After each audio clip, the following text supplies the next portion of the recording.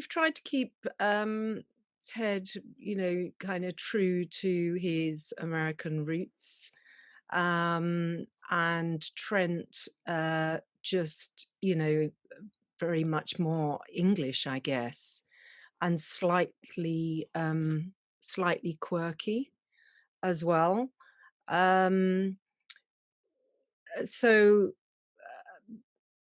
that's really those two characters, and we just try and keep a contrast between all the characters and give them their own special look.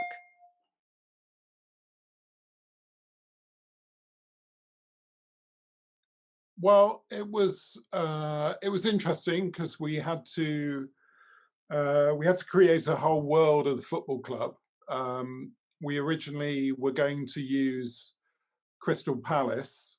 We were going to use their stadium to film the football matches, uh, which is Selhurst Park. So that kind of led on to the colour scheme for the team, because Crystal Palace play in red and blue. They have a lot of red and blue seats in their stadium. So we felt it was best to kind of link to their colours with the Richmond team in order to have less work to do in terms of using the stadium so we could fit in. So I basically started with the dressing room and Ted's office uh, as a kind of core bit of the set, and then moved out from there. The whole of the training center is kind of one set with interlocking rooms, so that you can move between rooms without cutting.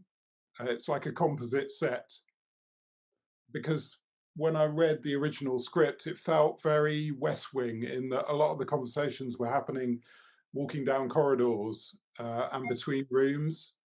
So I wanted to give the camera the opportunity to move between different rooms in the set without having to cut. So all those kind of training center rooms are interlinked to give kind of a smooth passage. And they're all kind of, because we didn't really have cameramen and DOPs on till later, I kind of took a little bit of a bold decision to make all the lighting, work from the ceiling lights rather than have windows. The whole training center is supposed to be built within the stand of the stadium. So it meant we could really use the space in the studio because we didn't have to have windows and backings. But it meant all the lighting had to come from the intrinsic lighting of the spaces themselves. So we made a feature of the ceiling and the ceiling lights, which luckily the DOPs, the cameramen, took on board and really kind of went for, and they've done a brilliant job in it. So it was creating a space where the camera and the actors could all work 360 degrees, and kind of use the link between the locker room and Ted's office and see views through and see people in different spaces and then move through to them. I suppose that's how to explain it.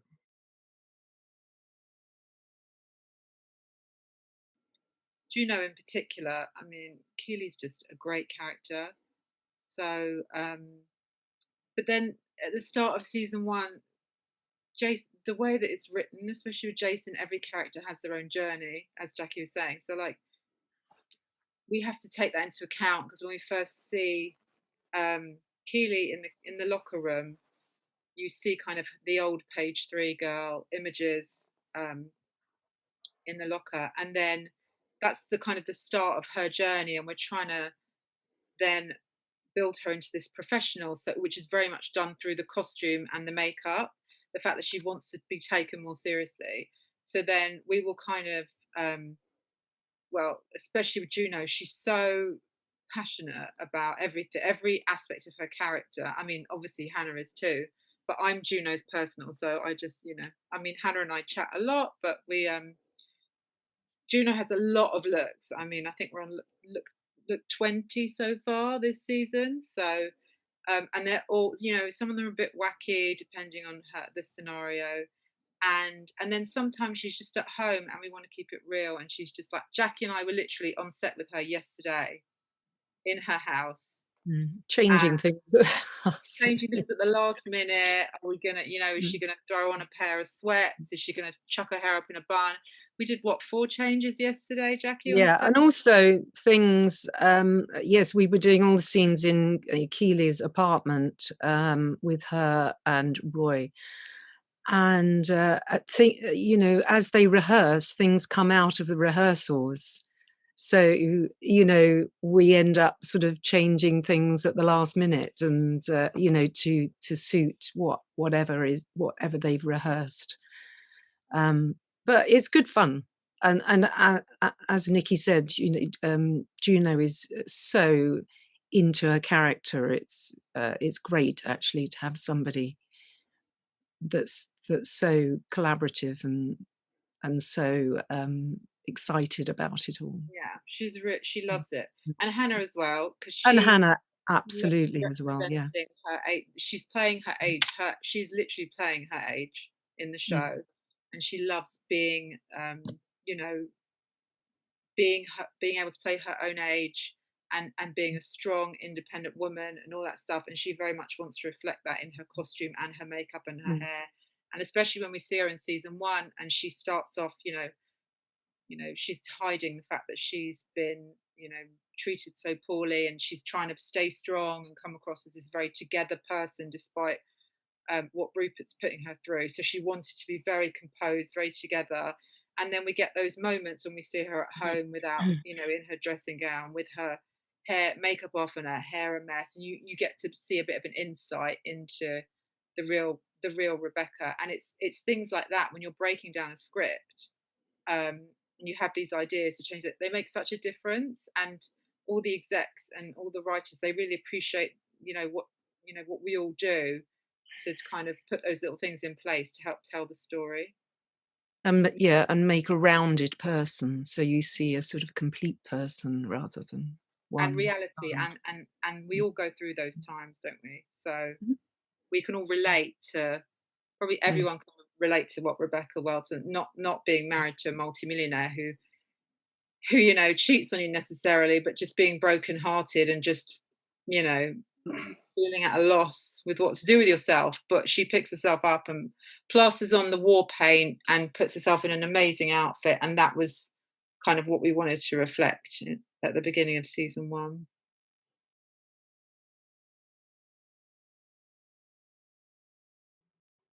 Well, yeah, the normal way, really. But we started with Rebecca because she was the female lead, and they brought me on a little bit early just to really concentrate on finding her. And then after that, we went on to the Diamond Dogs. They are now known as um, the core Richmond, football club and team. Um, yeah, but there was a lot of because obviously we had to find actors who could play football as well. So that was interesting. I mean, it's also a testament to the writing because I do think the writing's really, really clever, and I think everyone has their moments where they can really shine. But we did make sure that we were casting actors who could do comedy rather than just comedians, because we really needed to see heart and soul from every single member of the cast. So we did, they had to be really, really strong actors as well as clever comics.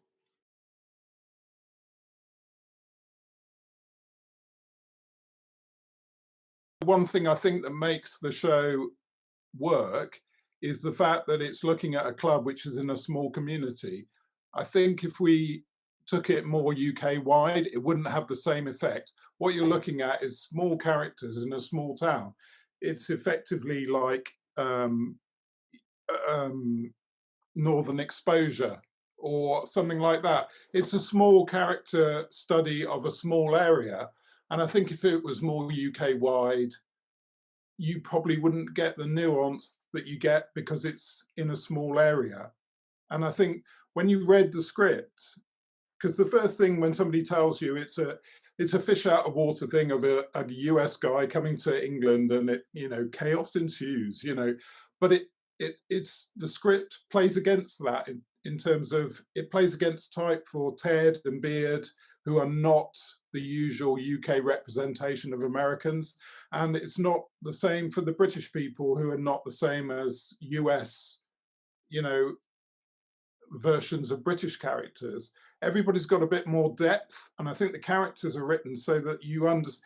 The more and more you go through the series, you understand, you have empathy with people, and I think that's the byword of the whole series, is empathy, because you suddenly start to understand why people react the way they do, even if they're, you know, predispositioned to be a not very nice character, like almost Rebecca is at the start, because you think she's derailing the club because of her bitterness about the divorce. But as you unravel that, you understand why she's doing that, and you have empathy for her, even though she's supposed to be the kind of slightly nasty character.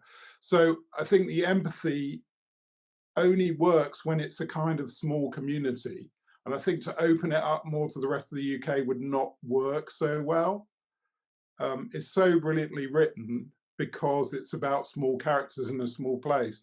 And I think those are always the best kind of series, either from the UK, whether it be Fawlty Towers and it's all taking place in a terrible hotel in Totnes, or it's Hill Street Blues and it's a precinct show about one police station. And that's what attracted me to the script originally, was that it's a character study of people in a small environment where they're all pushed together. But it has characters which are not tropes, as it were. They're always a bit nuanced and slightly different.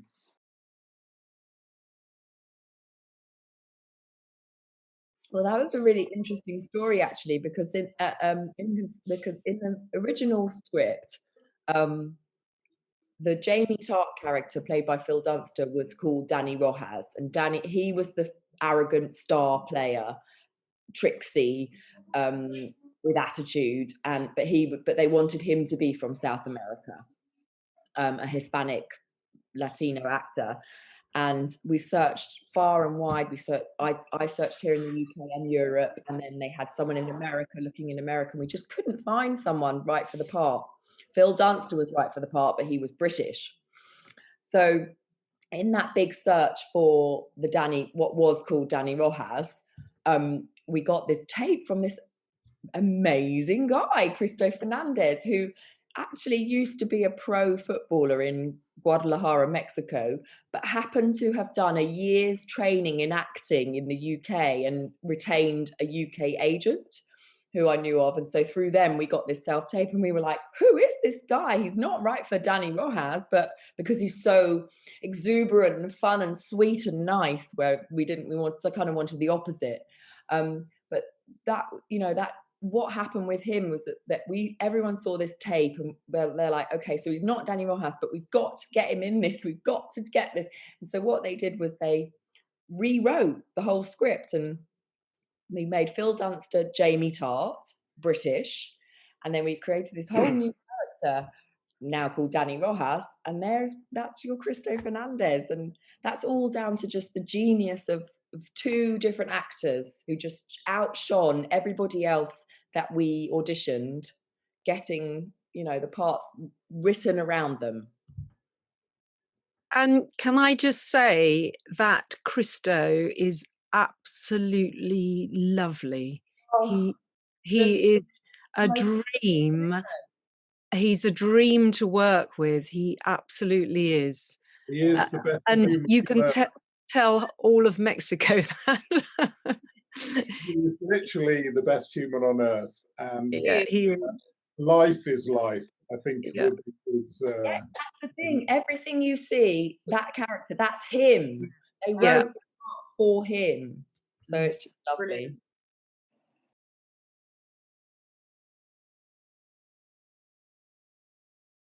It's everyone's journey that they kind of want you to go on, I think, with them, all the writers, and they kind of, I feel like they want to give you food for thought. Jason definitely wants to give his viewers food for thought, and it's not just about a football team, it's about showing that, I've said this before, for me the show is about kind of showing people that you don't have to be the best at anything, and there is a lot to be said for just being a really good person. And the way that the Lasso way, the way that Ted behaves, his patience, his understanding, his forgiveness, his tolerance, and the way he looks at life is something Jason himself wishes he could be all of the time, because the optimism, as much as it drove his wife crazy, and the kindness that he extends to everyone he meets, even someone who's in the street, standing in the street, calling him a wanker, he still says, "I appreciate you." You know, if we could all be a bit more like Ted, the world, I think, would be a slightly happier, more optimistic place.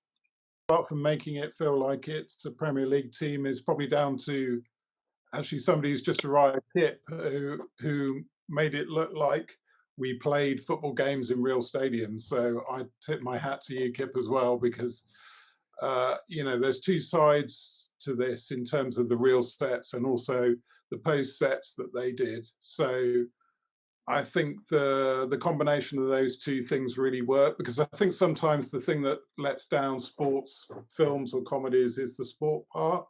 But I think ours holds up pretty well, and I was really pleased to see it. And I didn't see what those guys were doing beavering away after I'd finished, but I was very appreciative.